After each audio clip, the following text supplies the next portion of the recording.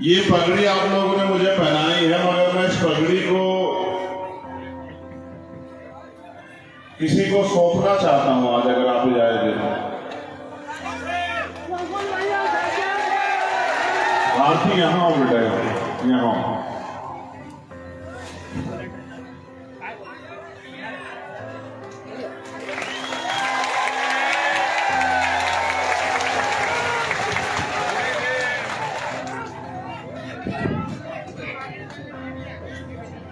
ये भारती है, यहाँ इधर मेरे बाबू। क्या आप इसे जानते हैं? मैं पूरे देश में घूमता हूँ, बहुत बहादुर बहनों से मिलता हूँ, ये उनमें से एक है।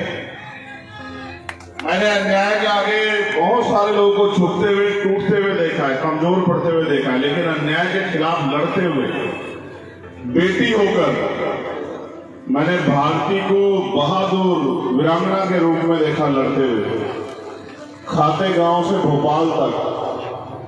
तो इसलिए मैंने इस पगड़ी को इसको सौंप दिया। एक कर्ज इसका भी उधार है, क्योंकि सरकार में वो कर्ज नहीं उतार पाए। हमने जोर लगा के संघर्ष करके सीबीआई जांच की तो मांग पूरी करवा दी, लेकिन न्याय नहीं मिला, जहां तक मैं जानता हूं। क्योंकि जिनके खिलाफ सीबीआई की जांच हो रही है, जो करवा रहे, सरकार भी उनकी, सीबीआई भी उनकी और अपराधी भी उनका। तो मैं एक वचन देते हुए उससे जरूर कहूंगा कि मेरी बहन याद रखना, जिस दिन ताकत हमारे हाथ में होगी, ऐसे गुंडों का ऐसा इलाज करेंगे, उनकी कई पीढ़ियां याद रखेंगे। किसी प्रकार बैठ जब मैं इसे देखता हूं तो वो दर्द मेरे याद आता है नेमावर में। आपका वो उत्साह भी, जिस उत्साह से आप नेमावर गए थे, लाखों की संख्या में, जैसे आज आप पहुंचे, लेकिन नेमावर में जो दर्द मैंने जाके उस दिन भारती और इससे जो बड़े भाई है उनसे सुना था, जो अन्याय इनके साथ हो, मेरी आंखों में आज भी वो दर्द ताजा हो जाता है जब मैं भारती को देखता हूं। और भारती जैसी हजारों बहनें, चाहे वो मध्य प्रदेश हो या भारत का कोई और कोना, उसमें इस उम्मीद से बैठी हुई है कि कभी तो उनको न्याय मिलेगा। मैं अपनी बात को शुरू करते हुए बहुजन समाज में समय समय पर जन्मे सभी संतों, गुरुओं, महापुरुषों को नमन करता हूं, और खातू गौड़ की ये धरती, खाते गांव को भी नमन करता हूं।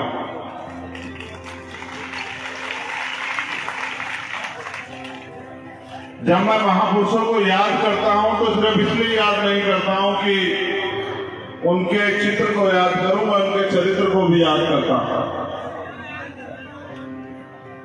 चरित्र, उनका जीवन, संघर्ष, उनकी सेवाएं और उनके जीवन का हमारे जीवन पर प्रभाव। दुनिया में शांति और मानवता का संदेश अगर सबसे पहले कहीं से गया तो वो भारत की धरती से गया। भगवान बुद्ध की धरती से, भगवान बुद्ध के उपदेशों के रूप में। और मुझे बड़ी खुशी है कि अभी 2 दिन पहले ही मैं भगवान बुद्ध की जन्मस्थली लुम्बिनी होकर आया नेपाल में। मैं गया था सिद्धार्थनगर। संविधान बचाओ, देश बचाओ, ईवीएम हटाओ, लोकतंत्र बचाओ, एक रैली में अपनी आजाद समाज पार्टी की संबोधित करने।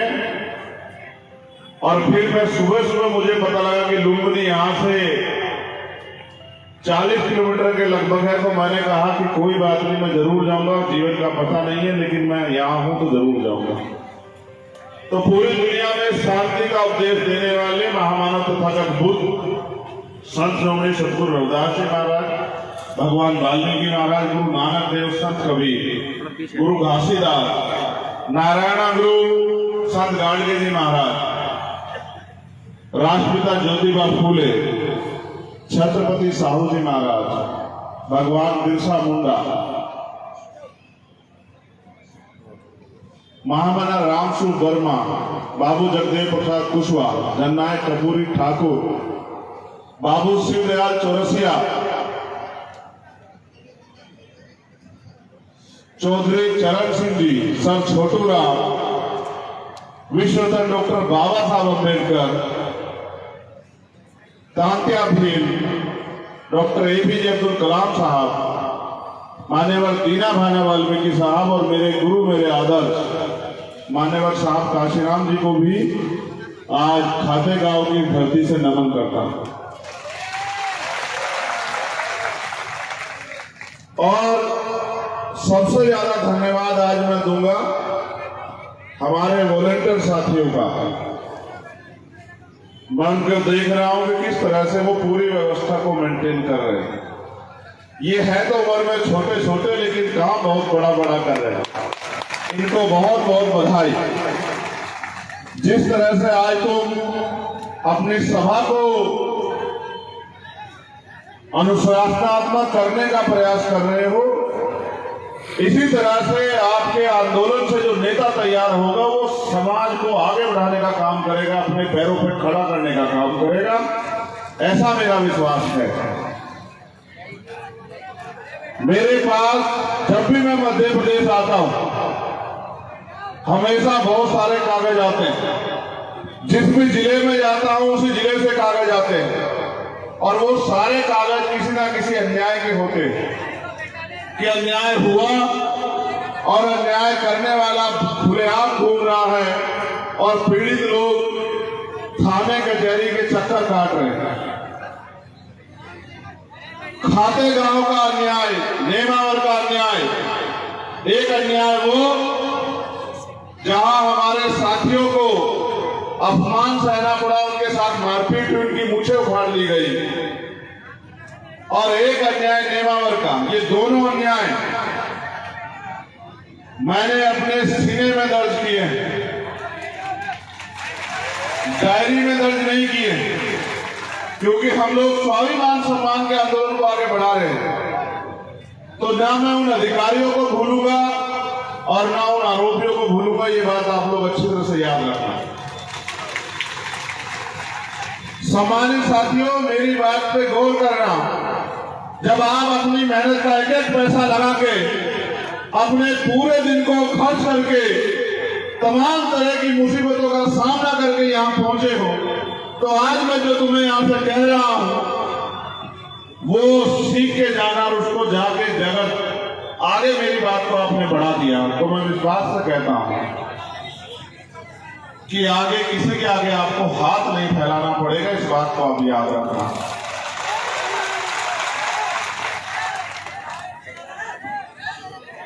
मैं वॉलंटियर साथियों से कहूंगा कि वो बस यहीं खड़े हो जाएं, आप किसी को रोके टोके ना जिससे कि सभा खराब हो, डिस्टर्ब हो। आप वॉलंटियर साथी यहीं खड़े हो जाए अपनी जगह पे बस, और मेरी बात को वो भी गौर से सुने, क्योंकि आज के बाद उनको भी तो समाज के इस काम को आगे बढ़ाना है। अगर उनको खड़े रहने की बात कह के मौका दे के कोई खड़ा ना हो, ऐसा भी ना करें। चले गौर कीजिए, जब भारत आजाद नहीं हुआ था, उस आजादी से पहले हमारे महापुरुषों ने अपने जीवन का एक एक पल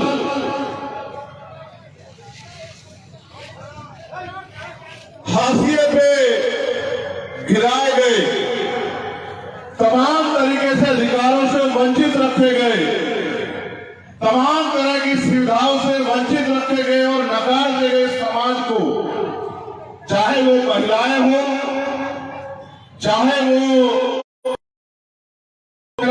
समाज के लोग हो, उनको आगे बढ़ाने के लिए अपना सारा जीवन जो है वो निछावर करने का काम किया। और छोटे छोटे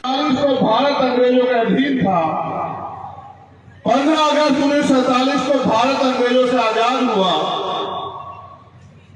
भारत तो अंग्रेजों से आजाद हुआ, लेकिन इस देश का बहुत बड़ा तबका जो अंग्रेजों के समय में भी अधिकारों विहीन था, उनको अधिकार मिलने का काम 26 जनवरी 1950 को जब भारत का संविधान लागू हुआ तब मिला।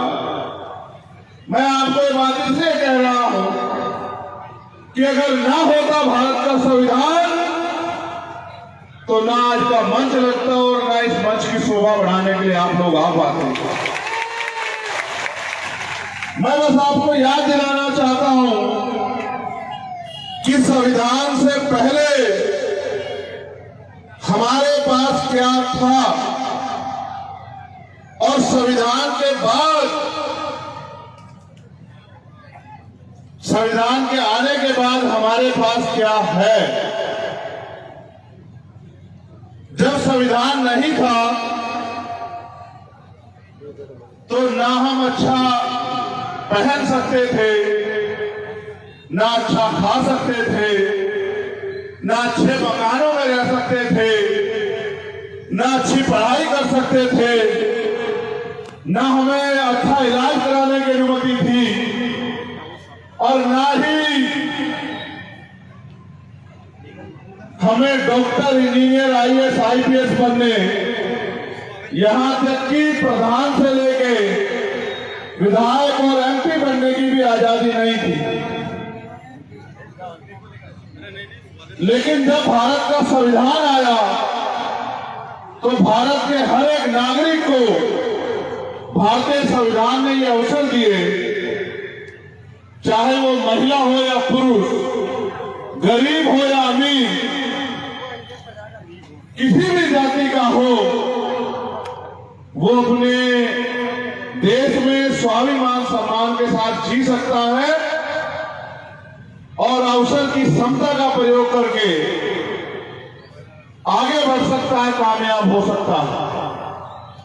यानी कि जो एक भयंकर अंधेरा हमारी जिंदगी पे था, बाबा साहब अम्बेडकर ने अपने 4 बच्चों की कुर्बानी देकर उस अंधेरे को छांट दिया और संविधान के रूप में हमें आगे बढ़ने का, स्वाभिमान सम्मान से जीने का रास्ता दिया। सम्मानित साथियों, आज हम लोग संविधान बचाओ यात्रा के रूप में, संविधान बचाओ सत्ता परिवर्तन करो संकल्प यात्रा के रूप में आज की सभा को कर रहे हैं। इस सभा को करने के पीछे हमारा कुछ उद्देश्य है। वो उद्देश्य ये है कि आज देश की जो सरकार है और उनके जो प्रधानमंत्री के आर्थिक सलाहकार हैं, समिति के अध्यक्ष, वो ये कह रहे हैं कि भारत के संविधान को बदलने का समय आ गया है। हम सभाएं तो पूरे देश में लगातार कर ही रहे हैं, लेकिन आज हमारे ऊपर कठिन दौर आ पड़ा है और हमें इस कठिन दौर में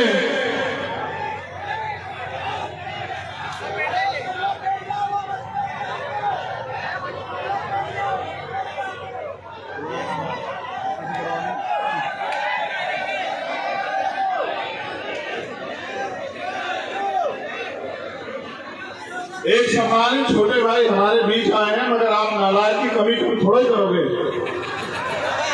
ये समाज अपने इस हाल का जिम्मेदार खुद है। इसको तमाशा देखने की बड़ी आदत है। अगर इसे तमाशा देखने की आदत ना होती तो जो अन्याय अत्याचार इनके खिलाफ हो रहा है उसके खिलाफ डटकर मुकाबला करते। लेकिन समाज को तमाशा देखने की बड़ी आदत है और तमाशे के चक्कर में आपकी जिंदगी तमाशा ही बन गई है। अगर तमाशा ज्यादा दिन तक देखोगे तो शायद समाज से आंख नहीं मिला पाओगे। मैं तुमसे बुनियादी बात करूंगा। मैंने संविधान का जो खतरा है नहीं होता तो आपका जीवन कैसा होता।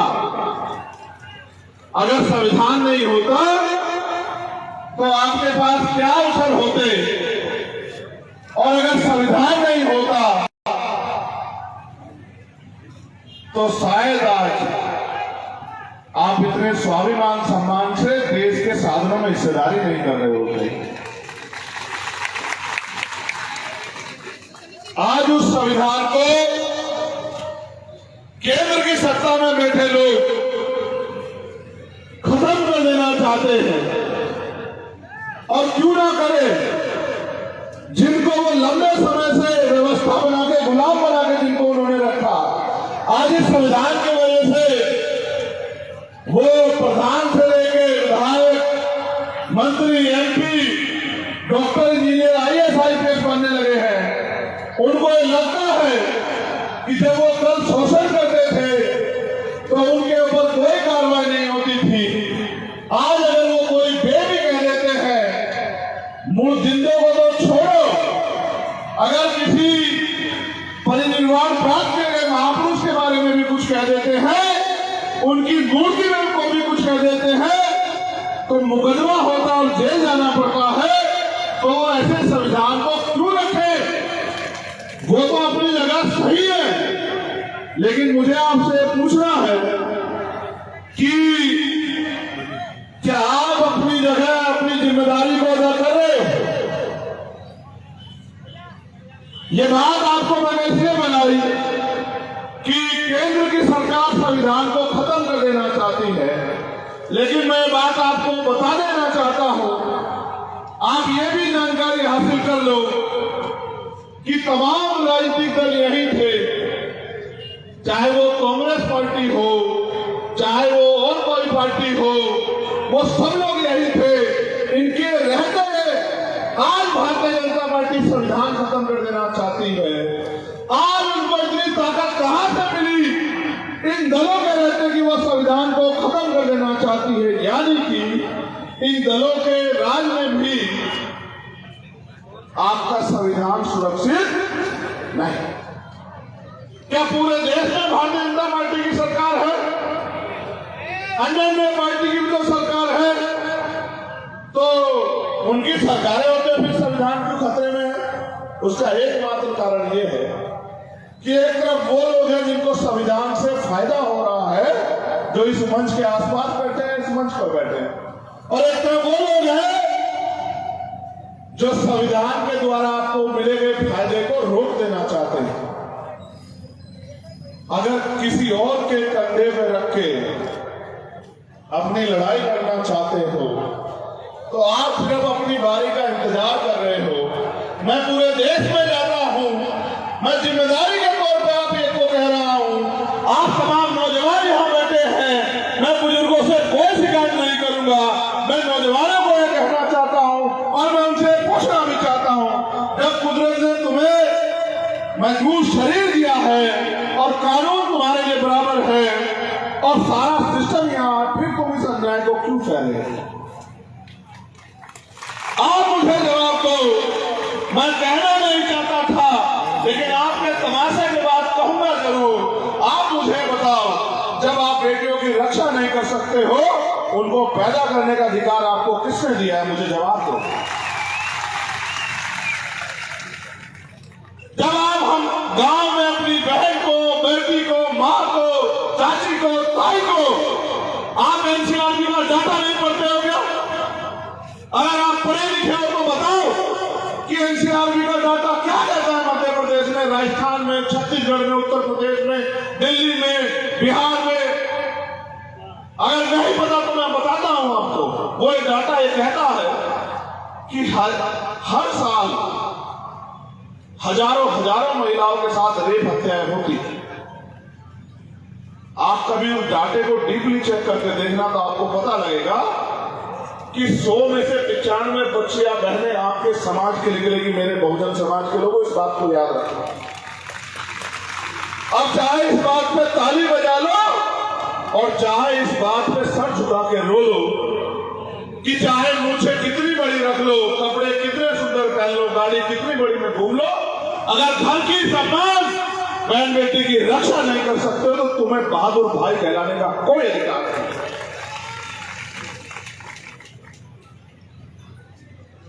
क्या हो गया तुम्हारे खून को? क्या हो गया? किसकी नजर लग गई बहादुरों को? एक वो समय था कि एक खाते गांव की धरती हम आदिवासियों के नाम से जानी जाती थी। एक वो समय था कि यहां हमारे वीर उनके शौर्य के आगे बड़े से बड़े जालिम घुटने टेक देते थे। आज एक ऐसा समय है कि हमारे 5-5 परिवार के लोगों को जमीन में गाड़ दिया जाता और हम रो भी नहीं पाते। क्या हो गया?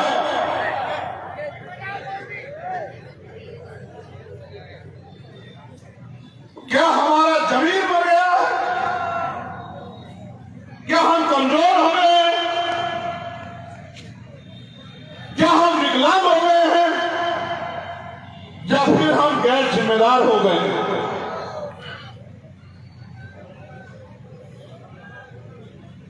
एक समय था जब भारत आजाद नहीं था, राजशाही होती थी। मध्य प्रदेश में बहुत राजे रजवाड़े रहे हैं, तलवारों के दम पे राज लिया जाता था, युद्ध होते थे, हजारों हजारों लोग मर जाते थे, जमीन रक्त रंजित हो जाती थी। आज बाबा साहब अम्बेडकर उनके साथियों के प्रयास से आज लोकतंत्र है। ना तलवार चलानी है, ना भाला उठाना, ना घोड़े पे बैठना है, ना रक्त बहेगा, ना कोई मुसीबत आएगी। बस आपको अपनी वोट का सही प्रयोग करना है। का अंगूठे से आपकी लड़ाई जीती जाती है। जब आप तलवारों के दम पे नहीं हारे, जब तलवारों से युद्ध होते थे, भीमा कोरेगांव इसका उदाहरण है। आज आपको क्या हुआ कि आप अपने अंगूठे से ताकत नहीं बना पा रहे हो? कहीं ना कहीं मुझे ऐसा लगता है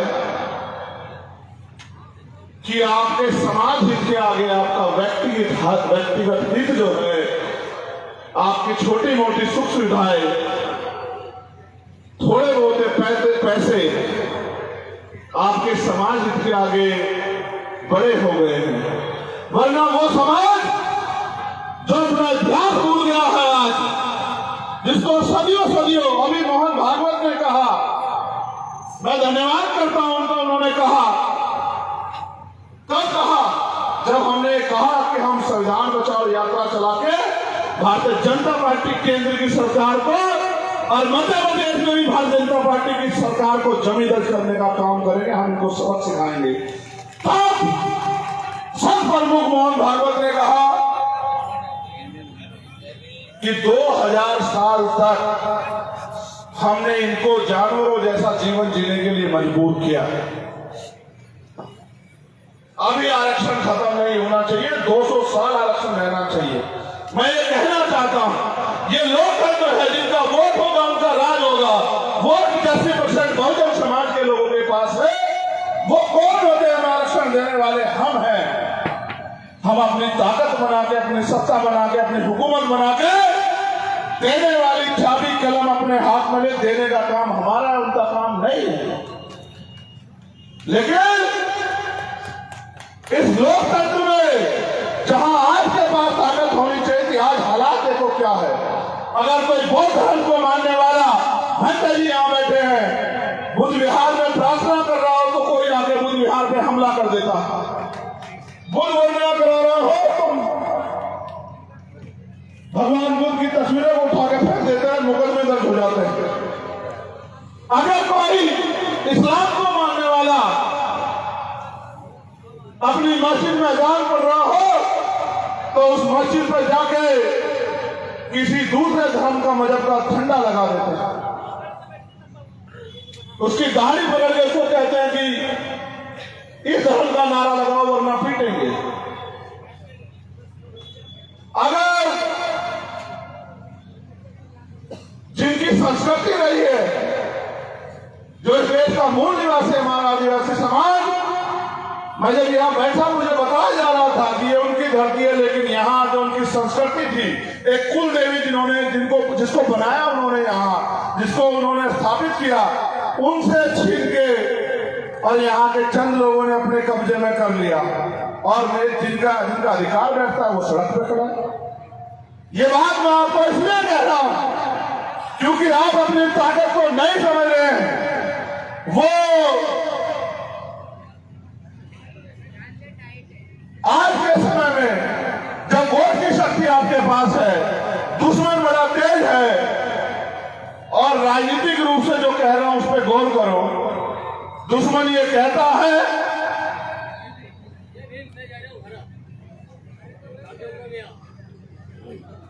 कि राजनीति बुरी चीज है, राजनीति करनी नहीं चाहिए। और आप ये देखो, जो दुश्मन ये कह रहा है, सबसे ज्यादा एमपी एमएलए उसने अपने बना रखे हैं, सारी सरकारों में वो बैठा हुआ है, और आपको कह रहा है राजनीति मत करो। मैं आपको ये कहना चाहता हूं, आज की राजनीति व्यापार बन गई है। नौजवान इस बात को गांठ बांध ले। जो नौजवान 5 साल से यहाँ चाहे जेठ के रूप में, ओबीसी महासभा के रूप में या भीमार्गी के रूप में मेहनत कर रहा है, मैं उस हर एक नौजवान को कह रहा हूं वो गांठ बांध ले। आज की भारत की राजनीति नहीं है, व्यापार है। कैसे व्यापार है जान लो कि चंद पैसे वो चुनाव से पहले खर्च करेगा, चुनाव में शराब और पैसा बांटेगा। जैसे बिजनेसमैन किसी रोजगार को करने के लिए कुछ पैसा इन्वेस्ट करता है, और चुनाव के बाद जब वो जीत जाता है फिर उस पैसे से पैसा कमाना शुरू करता है। ऐसे आज की राजनीति भारत की हो गई है। कोई गरीब का बेटा आगे नहीं बढ़ सकता है। पैसे वाले लोग राजनीति कर रहे हैं, गरीब लोग बैठ के तमाशा देख रहे हैं। जिन्होंने 75 साल में आपके कच्चे मकानों को ये नहीं सोचा पक्के हो जाएं, वो आपका भला कर सकते हैं क्या? जिन्होंने 75 साल में आपके भूखे पेट को नहीं देखा, जिन्होंने 75 साल में हमारी बहनों की लुटती अस्मतों को नहीं देखा, हमारे खून के आंसुओं को नहीं देखा, हमारे साथ होते अन्याय को नहीं देखा, हमारी खिचड़ी खाल को नहीं देखा, हम पे चलने वाली गोलियों लाठों को नहीं देखा, वो आज आपका भला कर देंगे क्या? मेरे सम्मानित साथियों, दुश्मन अगर मुफ्त में कुछ देता है तो आपके भले के लिए नहीं देता। दुश्मन अगर मुफ्त में कुछ भी देगा तो आपसे कुछ ना कुछ लेने के लिए देगा। आज चुनाव करीब आ गया है, सरकार बड़ी बड़ी घोषणाएं कर रही है। मैं पूछना चाहता हूं हमारे मामा मुख्यमंत्री जी को कि पिछले 4.5 साल से आप कहां थे? पिछले 4.5 साल में जो अन्याय हुआ है मध्य प्रदेश में, उसका जवाब कौन देगा? सागर में जो अन्याय हुआ, नेमावर में जो अन्याय हुआ, खातरगांव में जो अन्याय हुआ, इंदौर में जो अन्याय हुआ, छतरपुर में जो अन्याय हुआ, उसका जवाब कौन देगा? 4.5 साल आप ही तो मुख्यमंत्री रहे। इससे पहले भी आपकी सरकार रही, बीच में आपने धोखे से सरकार बनाई। इसका जवाब कौन देगा? मुख्यमंत्री जी। आज आप घोषणाएं कर रहे हो, मैं बस इस बात पे जोर डालना चाहता हूं। कल जब मैं आ रहा था तो शायद एक प्लेन में मेरे साथ एक पटेल समुदाय का एक छोटा भाई मुझे पहचान के चला आया। उसने मुझे बताया कि यहाँ ओम पटेल नाम के एक व्यक्ति को, उसको जबरन कुछ पिला के उसकी हत्या हुई, लेकिन कोई कार्रवाई नहीं हुई। उसने मुझसे कहा भैया ये मुद्दा आप उठाना, क्योंकि जब आप मुद्दा उठाते हो तो शासन प्रशासन की आंखें खुलती है। वो परिवार उम्मीद लगाए बैठा उनको न्याय मिलेगा। सम्मानित साथियों, उस बच्चे से, इस भाई से जो मैंने सुना वो मैं आपसे कहना चाहता हूं। वो ये कह रहा था मुझसे कि एक लंबे समय से मध्य प्रदेश के लोग अन्याय अत्याचार सह रहे हैं, और कभी किसी को उनके वादों में फंस के वो धोखा खाते रहते हैं। अगर आजाद समाज पार्टी यहां मजबूती से चुनाव लड़े तो यहाँ की जनता आपके संघर्ष और आपके साथियों के संघर्ष के साथ खड़ी हो सकती है। उसके अंदर इतना हौसला है कि वो आपके साथ मिलकर लड़ाई को मजबूत कर सकते हैं। मैं तो लोगों की बात सुनता रहता हूं सम्मानित साथियों। मैं आपको ये बताना चाहता हूं, आपको शायद जानकारी ना हो भी तो और पक्की कर लो। ये इसलिए बताना जरूरी है कि आपको समझ आए। सरकार के पास बजट होता है, बजट समझते हो नहीं समझते बजट को? वो बजट आता कहां से है? जब उसने कल मुझे बात कही तो उसने ये भी कहा कि मुख्यमंत्री ने योजना चलाई। मैंने उसे कहा कि अब सुनो, पढ़े लिखे हो? बोले हाँ। तो मैंने कहा फिर अब जान भी लो कि मुख्यमंत्री जी के पास जो बजट है जो दे रहे हैं वो बजट आता कहां से? तो उन्होंने कहा, पूछा भैया कहां से आता है? मैंने कहा आम जनता जो टैक्स देती है वो टैक्स का पैसा जिस कोष में जमा होता है, सरकार के खाते में जमा होता है, उसी का बजट बनता है। उसके साथ जो प्राकृतिक रिसोर्स हैं उनसे जो टैक्स आता है उससे बजट बनता है। यानी कि मैंने उसको साधारण भाषा में उससे पूछ के समझाया कि तुम एक महीने में कितना खर्चा करते हो, कितने सामान खरीदते हो? वो कहीं होगा तो मुझे सुनेगा। उसने कहा मैं 1 लाख रुपए हर महीने का सामान खरीदता हूँ। मैंने कहा 28% जीएसटी है, तुम 1 लाख रुपए का सामान खरीदते हो, 28,000 रुपए सरकार को देते हो, सरकार तुम्हें कितना फायदा देती है? उसने कहा मुश्किल से 1,000-2,000 रुपए का। तो मैंने कहा सरकार का पैसा तुम्हारी तरफ है या तुम्हारा पैसा सरकार की तरफ है? तो कह रहा ऐसे तो मेरा बहुत सारा पैसा सरकार की तरफ जा रहा है। तो मैंने उसे यही समझाया मेरे भाई कि माचिस की सीख से लेके और बाल काले करने वाले कलर से लेके चश्मा, चप्पल, जूते, हर एक चीज पे टैक्स है।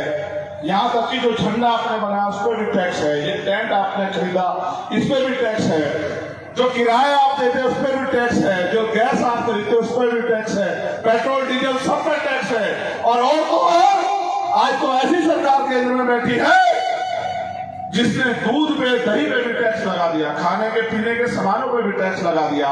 मैंने उसको और गंभीरता समझाया। मैंने कहा छोड़ो, तुम तो बड़े हो, नौजवान हो। अगर कल किसी बच्चे ने जन्म लिया उसके लिए जो दवाई आएगी उस पर टैक्स है, उसके लिए जो डायपर आएगा उस पर टैक्स है, उसके लिए जो दूध आएगा उस पर टैक्स है, उसके लिए कुछ भी आएगा कोई कपड़ा सब पे टैक्स है। यानी कि जो भारत में पैदा हो गया वो हर एक व्यक्ति टैक्स दे रहा है। लेकिन क्या जब तक वो अपने पैरों पर ना खड़ा हो जाए सरकार उसे कुछ दे रही है? तो कह रहा बहुत नहीं, वो बहुत कुछ दे नहीं रही। तो मैंने उसको समझाया कि जनता के पैसे को जनता को वापस लौटाना यही सरकार का काम है। लेकिन सरकार इस तरह का दिखावा करती है कि हम 1,500 रुपए लाडली बहन योजना के दे रहे हैं। मुख्यमंत्री कितने पैसे दे रहे हैं लाडली बहन योजना के? कितने? हमसे सुनते हैं। मध्य प्रदेश के हर एक व्यक्ति को 5,000 रुपए प्रति व्यक्ति महीना हम लोग देने का काम करेंगे, ये मेरा आपसे वादा। और आप ये भी जान लो, आपको ये पता नहीं पता कि मैं कोई भी बात झूठ नहीं कहता हूं, पता नहीं पता। मुझे ये भी पता है पैसा कहां से आएगा और पैसा कैसे आपकी जेब में जाएगा। मध्य प्रदेश के हर एक नौजवान को रोजगार देने का काम, चाहे वो महिला हो या पुरुष हो, हम लोग करेंगे, ये मेरा आपसे वादा है। जो भूमि विहीन है उनको भूमि देने का काम, जिसके पास कच्चा मकान है उसको पक्का मकान देने का काम, आशा आंगनबाड़ी कार्यकर्ताओं को अन्य सरकारी कर्मचारियों के बराबर वेतन देने का काम, सफाई कर्मचारियों को परमानेंट करने का काम, प्रमोशन में रिजर्वेशन एससी, एसटी, ओबीसी के अधिकारी कर्मचारियों को देने का काम, जितना बैकलॉग मध्य प्रदेश में है पहले महीने में सारा बैकलॉग भर्ती करने का काम, महिलाओं को सुरक्षा का माहौल, सशक्तिकरण का अवसर, सबके लिए अच्छी पढ़ाई, और अच्छा इलाज देने का काम हम लोग करेंगे। आप बताओ इसके अलावा आपको क्या चाहिए? मैंने आपको 12 फरवरी को भोपाल में भी कहा था कि अपनी समस्याओं का घोषणा पत्र बना के दे दो मुझे, और ये मांग पत्र बना के दे दो, मैं इसको घोषणा पत्र बना दूंगा। मैं पढ़ा लिखा वकील आदमी हूं, मैं आपके दर्द को दर्द समझता हूं क्योंकि आपका खून हूं, और मैं जानता हूं कि जब तक आपकी जेब में पैसे नहीं आएंगे, सोचो एक घर में 4 आदमी है, उसको 20,000 रुपए महीना मिलेगा, क्या वो किसी आगे हाथ फैलाएगा? बताओ, जवाब दो। अब मैं आपसे जो कह रहा हूं वो इस बात पर गौर करना, भारत का संविधान भारत के हर एक व्यक्ति को रोटी, कपड़ा, मकान की गारंटी देता है, लेकिन आप ये नोटिस करना, कितने लोग धार्मिक स्थलों के बाहर ऐसे हाथ फैलाए बैठे रहते हैं, कोई उनको रोटी दे दे। कितने ऐसे लोग होंगे मध्य प्रदेश में जो भूखे पेट सोते होंगे। ये राजनीतिक लोग हमेशा से आपकी मजबूरियों का फायदा उठाते रहे। इनको ये लगता है कि अगर जनता की जेब में पैसा होगा तो वो आपके धोखे में, आपके छूट में नहीं आएंगे। क्या मैं नहीं जानता हमारे लोगों के हाल? अगर शादी करानी हो बेटी की तो उधार लेंगे पैसे, अपने बच्चे को अच्छी जगह पढ़ाना हो तो जमीन गिरवी रख के लोन लेंगे, और पूरी जिंदगी उस लोन को उतारते रहेंगे। मैं आपसे कहता हूं, हर आर्थिक रूप से कमजोर वर्ग की हर एक बेटी को जब उसकी शादी होगी 1 लाख रुपए का अनुदान सरकार देने का काम करेगी, अगर आप लोग हमें अवसर दो। भाई अगर आपका पैसा आपके ऊपर लगा दिया तो क्या बदला, क्या नुकसान हुआ? वही पैसा जो नेता अपनी जेब में घुसा ले रहे हैं, एक नेता विधायक बनने के बाद 5-5 हजार करोड़ का मालिक हो जा रहा है, वो पैसा अगर जनता को वापस कर दिया तो क्या नुकसान होगा? नुकसान ये होगा, अमीरों की तिजोरियों पे ताले लग जाएंगे और गरीब के पेट जो है वो भूखे नहीं रहेंगे। बस इतना बदलाव होगा। कोई किसी के साथ जुल्म जात के अन्याय नहीं कर पाएगा। अगर कोई किसी गरीब को, कमजोर को, दलित, पिछड़े, आदिवासी को या किसी भी समाज की बहन के साथ अन्याय करेगा, उस हरेक अपराधी पे रासुका लगा के उसको जेल भेजने का काम और 3 महीने के अंदर उसको सजा दिलाने का काम हम लोग करेंगे। अगर कल किसी दलित आदिवासी की हत्या कोई कर देता, अभी 8.5 लाख रुपए मिलते हैं, 8,25,000 रुपए मुआवजे के तौर पे SC के तहत हम लोग कानून बना के 30 लाख रुपए प्रति व्यक्ति को देने का काम करेंगे,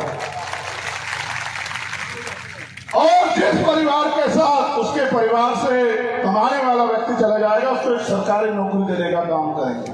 आप मुझे बताओ क्या नामुमकिन है इनमें से? कोई भी व्यक्ति, जितने लोग हजारों हजार बैठे, एक आदमी खड़ा होकर बताओ कि ये नामुमकिन है, और ना करके दिखाया तब आप मुझे बताना। लेकिन मैं आपसे कहना चाहता हूं, कब तक उनके चक्रों में पड़े रहोगे? अगर वो आपका भला करना चाहते तो 75 साल में आपकी जिंदगी नहीं बदलती क्या? भोपाल से आते हुए किशन लाल बागरी एक्सीडेंट में मेरा भाई चला गया।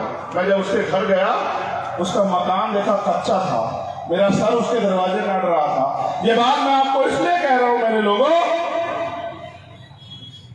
कि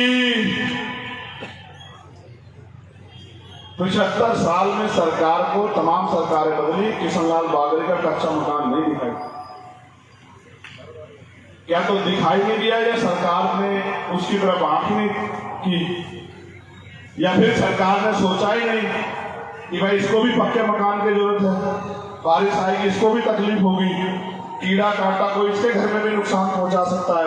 इसलिए मैं आपको कहना चाहता हूं, मैंने तो ये भी कहा, अगर हमारे आदिवासी साथी तैयार हो जाए तो पहला मुख्यमंत्री मध्य प्रदेश में आदिवासी समाज का हम लोग बनाने का काम करेंगे। मैंने यही भी कहा। लेकिन अब आप ये सोचो, हमारे आदिवासी भाई कहते हैं कि भाई आज अनुसूची 5 का वो लागू नहीं हो रही है। हमारे जल जंगल जमीन पे हकमारी हो रही है। भाई जब राज आपका नहीं होगा तो हकमारी तो होगी। मैं तो आपसे कह रहा हूं आगे बढ़ो। जब आप ये सोचो कि जब आदिवासी समाज का मुख्यमंत्री होगा तो क्या किसी आदिवासी परिवार की जमीन को छीन लेगा? आप मुझे बताओ पूरी जिम्मेदारी। तो ये तो आपको तय करना है कि 4.5 साल रोना है या 6 महीने संघर्ष करके अपनी ताकत बनानी, या उन नेताओं का फिर से भरोसा करके उनके पीछे पीछे खड़े रहना। ये तो आपको तय करना है। इसलिए जब आपने सभा बुलाई तो मेरा ये फर्ज बनता है कि मैं आपको समझा के तैयार करूं कि आगे की लड़ाई किस तरह लड़नी है। इसलिए मैं आपसे कहना चाहता हूं कि पिछले 5 साल से ज्यादा समय से भीम आर्मी के नौजवान अन्याय अत्याचार के खिलाफ सड़कों पर संघर्ष कर रहे हैं। अब उन्हें संघर्ष करने से वो न्याय दिला सकते हैं, लेकिन अगर समाज को आगे बढ़ाना है, धार्मिक तौर पे जो अन्याय हो रहा है उसको रोकना है, अपने भाइयों को सुरक्षा का माहौल देना है, अपनी बहनों को सुरक्षा का माहौल देना है, तो राजनीतिक शक्ति अपने हाथ में लेनी पड़ेगी। इसलिए अब जब अवसर मिलेगा तो आजाद समाज पार्टी के प्रत्याशी को आप लोग जिताने का काम करना और केतली के चुनाव निशान पर ईवीएम का बटन दबाने का काम करना और अपनी एक वोट को आजाद समाज पार्टी को देके अपने बीच के व्यक्ति को विधानसभा में आपकी समस्याओं के लिए आवाज उठाने का मौका देना। एक समस्या यहाँ मेरे सामने किसने भेजी है, ये गांव है बामन गांव, जहां शासकीय ट्यूबवेल से पानी पीने भरने देने के संबंध में एक घटना है। मैं प्रशासन से कहना चाहूंगा, पुलिस के साथियों से, कि इस घटना का संज्ञान ले लें और उस परिवारों की मदद करें। वहां के कुछ अपराधी किस्म के लोग वहां से दलित समाज के लोगों को पीने का पानी नहीं लेने दे रहे हैं। ऐसी समस्या मेरे सामने आई तो मैं पुनः अपने वॉलंटियर साथियों का, अपने भीम आर्मी आजाद समाज पार्टी के सभी सम्मानित नेतागणों का, कार्यकर्ताओं का, पदाधिकारियों का और यहाँ इतने बड़े पैमाने पर आए बहुजन समाज के